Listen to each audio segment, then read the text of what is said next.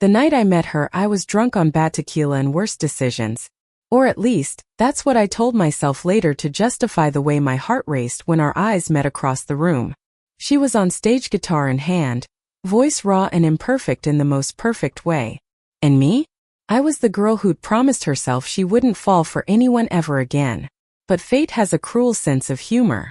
The bar smelled like rain and spilled beer. It was one of those half-forgotten corners in downtown Portland where dreams go to smoke their last cigarette. I came to escape the silence of my apartment, to drown the sound of my ex's voicemail that I couldn't stop replaying. And then there she was standing under the soft yellow lights, singing about heartbreak like she'd swallowed the same poison I had. Her name was Riley Monroe. I didn't know it yet, but that name would become a melody I'd carry for the rest of my life. She noticed me after her second song. I was the only one clapping like I actually meant it, like her voice had cracked open something inside me that had been locked away for years. Her lips curved into a smirk, half challenge, half thank you. Another one for the blonde in the back, she said into the mic, her voice teasing. The crowd chuckled. My heart didn't. After the show, I tried to leave before she could say anything. But of course she found me outside, under the dim awning as the rain started to drizzle. She was close enough that I could smell the faint scent of tobacco and vanilla clinging to her leather jacket. You looked like you needed saving, she said, leaning on the wall. From what? I asked, pretending not to shiver under her gaze. Yourself, she said simply. I laughed. That obvious, huh? She smiled, slow and crooked. Only to someone who's been there. The streetlights flickered as if the universe was holding its breath. That's when it happened, a silence so thick I could hear the rain hitting the pavement. She reached out, brushed a strand of wet hair from my face, and before I could even think, before I could run, she kissed me. It wasn't soft. It wasn't gentle. It was real, sharp, electric, terrifyingly alive. The kind of kiss that rewrites every rule you thought you had about who you are. When she pulled away, she whispered, "You can pretend this didn't happen. Or you can let it change you." And then she walked away, guitar on her back, disappearing into the rain like a song that ends too soon. I didn't sleep that night. I replayed that kiss over and over like a secret I didn't know how to keep. I didn't even know her last name. But I knew one thing: something inside me had shifted. The next morning, I found myself back at the same bar, half hoping, half hating myself for it. The bartender, an old man with kind eyes, just smiled and said, "She's been playing here every Thursday for the past year." So I waited. When she came in, guitar case in hand, she froze when she saw me sitting there. "You came back," she said, surprised. "I had questions," I replied. "About what?" "About why you kissed me." She tilted her head. "Because you looked like someone who forgot what it felt like to be wanted." I didn't have an answer. Maybe she was right. Maybe I'd been living on autopilot since my last breakup. Since I stopped believing love could be anything but a temporary mistake. That night we talked. Really talked. About music, heartbreak, fear, and how sometimes the only way to heal is to burn everything down and start over. She told me she'd left her hometown in Oklahoma after coming out to her parents. I told her I hadn't told mine at all. There was no judgment between us. Just two women sitting in the dark, sharing the quiet ache of being misunderstood. Over the next few weeks, I became her Thursday night constant. She'd play, I'd listen, and sometimes afterward we'd walk through the city together talking about dreams, regrets, the things that scared us. One night she said, "You ever feel like you're living someone else's life?" "All the time," I said. "Maybe it's time you start living yours," she replied. Her words hit me harder than I expected. Because deep down I knew she was right. The truth was, Riley made me feel seen in a way no one ever had. Not like an object of desire, but like a mirror reflecting everything I'd buried under years of pretending. But love, especially the kind that sneaks up on you, never comes without a price. A week later, my ex, Natalie, showed up at the bar. She looked me up and down, her voice dripping with sarcasm. "So this is where you've been hiding?" I swallowed hard. Riley looked between us, her expression unreadable. Natalie smirked. "Didn't take you long to find a replacement." "She's not," I started, but Riley interrupted softly. "I'm not her replacement. I'm just someone who doesn't treat her like she's broken." The silence that followed was deafening. Natalie stormed out and I sat there trembling. Riley didn't touch me. She just looked at me with those stormy eyes and said, "You don't owe anyone an explanation for what makes you feel alive." And for the first time in years I believed it. That night we didn't kiss. We didn't need to. We just sat on the curb outside the bar, rain soaking through our clothes, and she played her guitar softly. The melody was tender, fragile like a promise whispered in the dark. I don't know when exactly I fell in love with her. Maybe it was that first night, or maybe it was in the small moments after when she'd look at me and smile like I was her favorite song. All I knew was that for the first time in my life I wasn't afraid of being seen. Riley started letting me stay after her gigs. It began innocently, a drink after closing time, helping her pack her equipment, walking her back to her small apartment above a vintage record store. But one night, when the rain refused to stop, she offered me her couch. "You'll catch a cold," she said, her voice low and practical. But her eyes told a different story, something between concern and desire. The apartment was small, cluttered with vinyls, posters of long-forgotten rock legends, and an old piano missing 2 keys. It smelled faintly of coffee, paint, and the kind of loneliness that had learned to make peace with itself. She handed me a towel and an oversized shirt. "You can change in the bathroom," she said. I caught my reflection in the mirror, messy hair, smudged mascara, a face that didn't quite know who it was anymore. When I stepped out, she was sitting by the window, guitar in her lap, humming quietly to herself. The rain shimmered outside like a million tiny diamonds. "What are you playing?" I asked. "Something new," she said, her fingers tracing the strings. "It's not finished yet. Can I hear it?"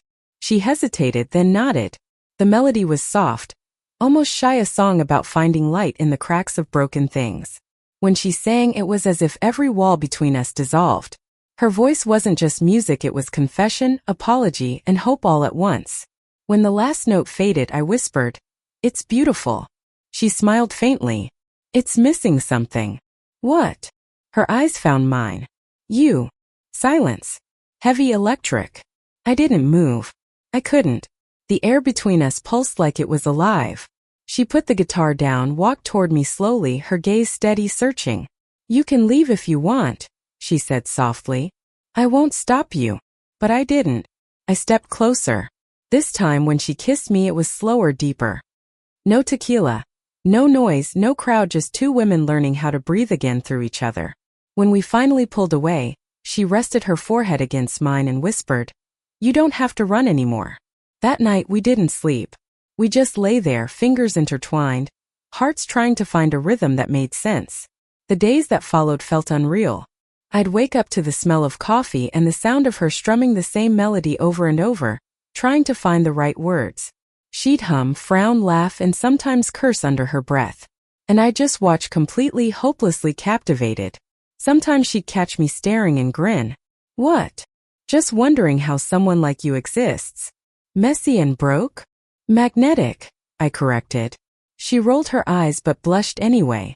We fell into a rhythm that felt almost domestic: morning coffee, shared showers, half-finished songs.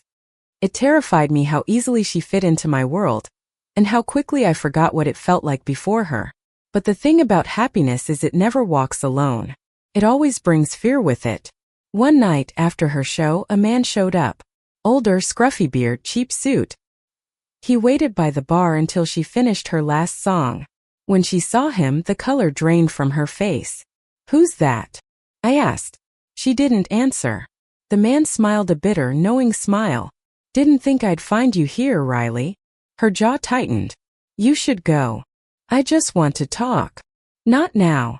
But he didn't move. "Who is he?" I whispered. She hesitated, then said quietly, "My father." I froze. The man laughed bitterly. "Didn't think you'd tell anyone, huh? Your mom's been worried sick. You just up and disappear chasing this." "Nonsense." "Dad, stop." "Nonsense." I repeated. He looked me up and down, eyes sharp. "You one of her new friends?" "She's my girlfriend," I said before I could stop myself. He turned to Riley, disgust twisting his features. "So it's true." Riley stepped between us. "You don't get to do this." "Do what?" "Watch you throw your life away." My life was never yours to control. The whole bar had gone silent. Even the neon sign outside seemed to dim. He shook his head. You'll regret this, Riley. You always do. Then he left, slamming the door so hard the glasses rattled. When I looked at her, she was shaking. I'm sorry, she whispered. You shouldn't have seen that. Don't apologize, I said softly. You don't owe him anything. But she just stared at the floor, silent. That night, she didn't come home with me. I didn't hear from her for 3 days. 3 long sleepless nights filled with questions I was too afraid to ask. When she finally called, her voice was quiet, tired. Can you come over? Her apartment looked different, emptier. The piano was gone, the posters taken down. She was sitting on the floor with an open suitcase. You're leaving, I said. She nodded. They need me back home. My mom's sick. And my dad. He'll make things worse if I stay here. My chest tightened. So you're just giving up? It's not like that.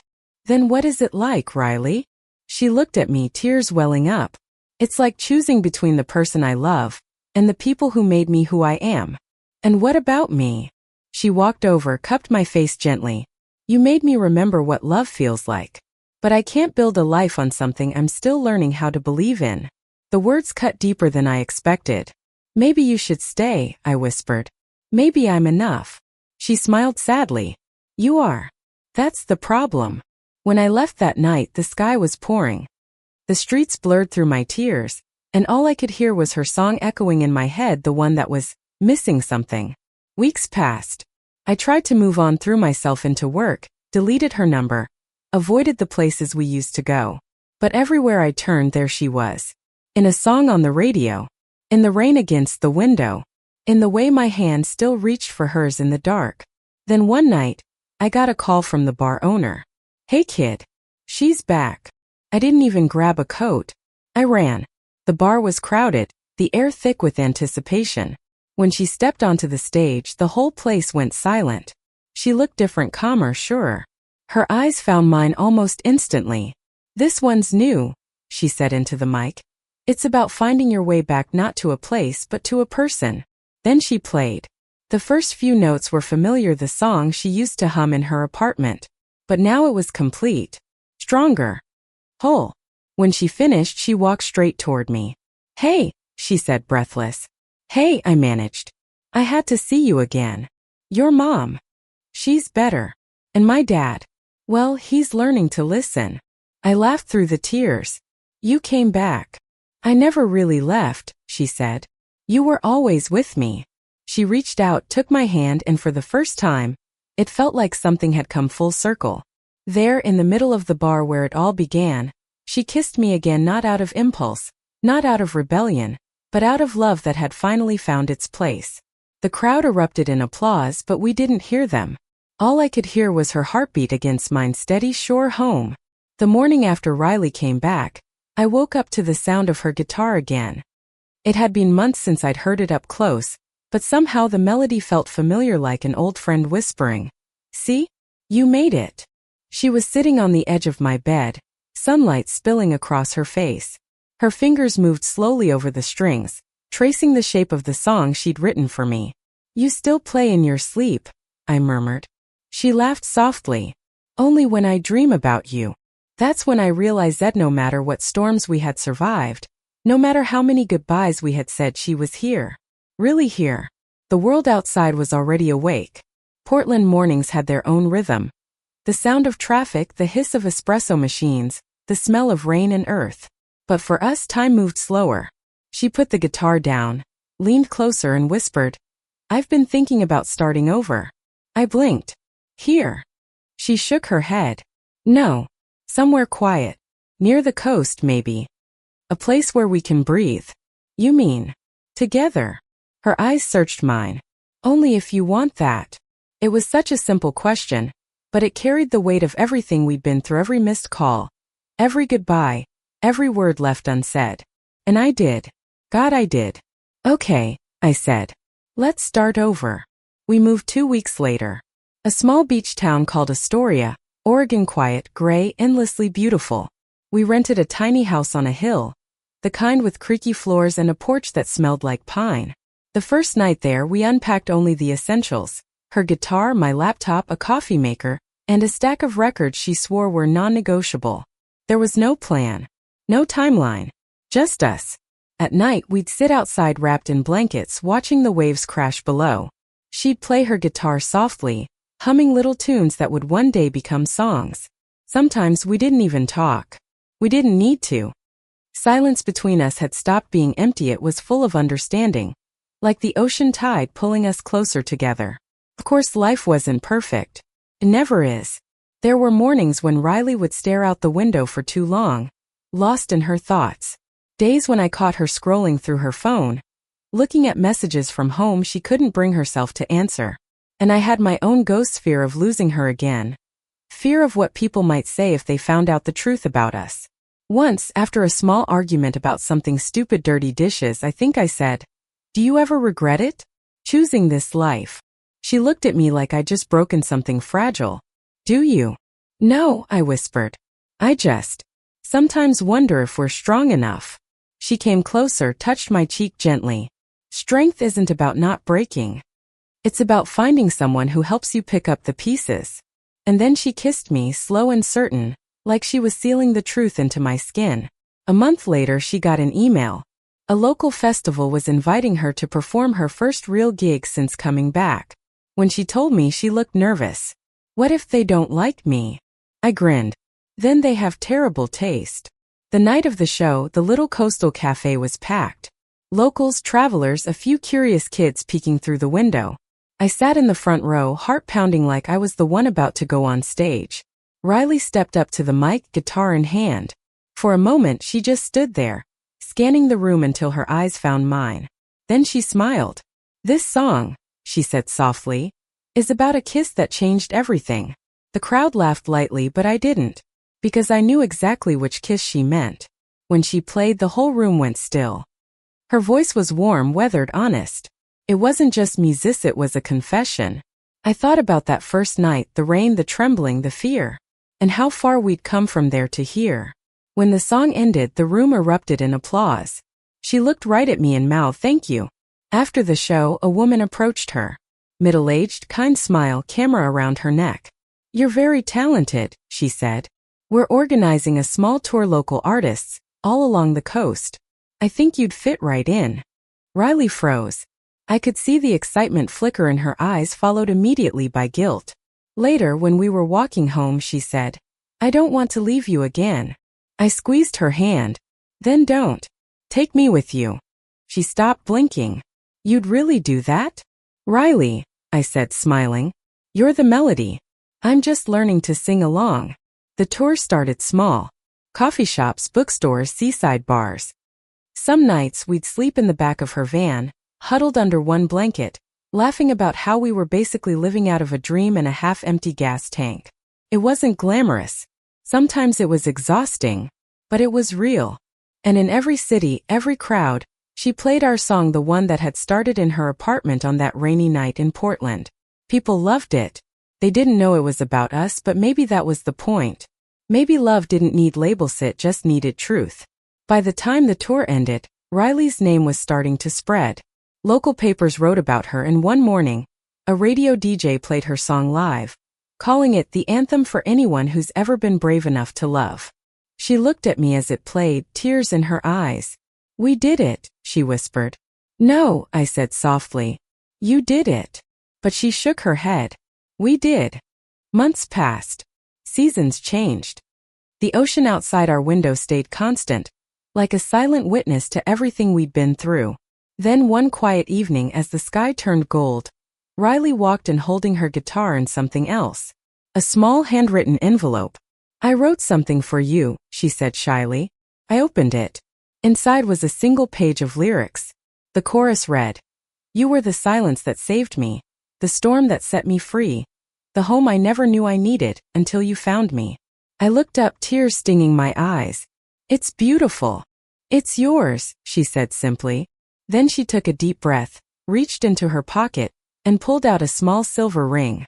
My heart stopped. "Before you freak out," she said quickly, laughing through her nerves, "it's not a proposal. Not yet." I laughed, shaking my head. "Then what is it?" "It's a promise," she said, "that no matter what happens, no matter where we go, I'll always find my way back to you." The sunlight caught the silver as she slid it onto my finger. It wasn't grand or dramatic. It was quiet. True. The kind of love that didn't need an audience. That night, we danced barefoot in the living room. No music, no reason. Just us. Her hands on my waist, her head resting against mine. I never thought I'd get this, I whispered. What? She asked. This kind of peace. She smiled. Maybe peace was just waiting for you to stop running. Outside, the waves crashed against the shore. Somewhere in the distance, a gull cried. And for once, I didn't feel like I was chasing something I could never have. I had it. Right here. Her laughter. Her song. Her hand in mine. Love wasn't the fairy tale I used to imagine. It was messier, harder, softer. It was late-night fights and early morning coffee. It was choosing each other again and again even when it hurt. A year later, Riley released her first album. The cover was simple, her standing by the ocean, guitar in hand. The title, First Kiss. When the album dropped, she played a live set in Portland, the same bar where we'd met. The crowd was packed, the air buzzing with energy. When she finished her last song, she looked right at me from the stage and said, "Sometimes the right person walks into your life at the wrong time. And if you're lucky, the universe gives you one more chance." The room went silent. Then she smiled. "This song is for the blonde in the back." The crowd laughed and my heart nearly burst. She started playing and I realized it wasn't just a song. It was our story. The tequila. The rain. The pain. The promise. By the end, there wasn't a dry eye in the room. When she came down, I ran to her, tears streaming down my face. She grinned, breathless, her hair sticking to her forehead. "You did it," I said. "No," she whispered, pressing her forehead against mine. "We did." And in that moment, surrounded by strangers, laughter, and applause, I knew that first kiss had never really ended. It had only just begun. Thank you for listening. Like and subscribe to get notifications about next videos.